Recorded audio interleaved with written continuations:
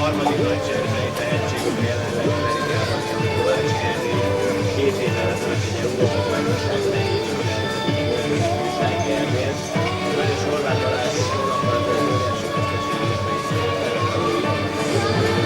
Legjobb magát a majom érzéséletesen részletesen Lólikával, tehát véletlenadásban elmondott, a legjobb másod, szerencsére segítségére sértek.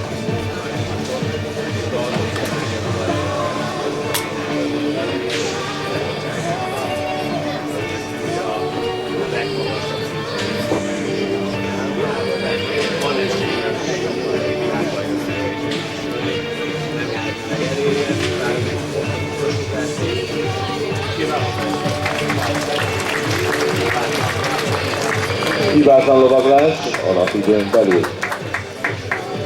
18-ként a pályán a szlovén Kovács Henry van EB 9. helyezést is érte el vele. Horváth Balázs is érzi ezt.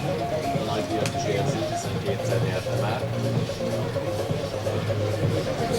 Az első megvan, egy szűk forduló. Eredek is megvan.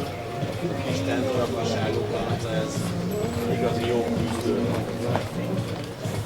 Átmutott ez a jó szervés. A városházásunk, ha nézzük. Beleakadtak a Balázsi közül. Nehézkes volt. Megvan ez a meredek is. A kettes ugrás.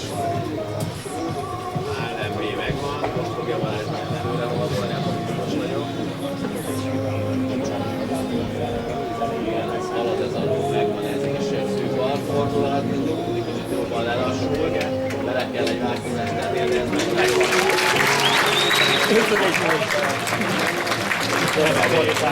Most a második hely 51,86 másodperc.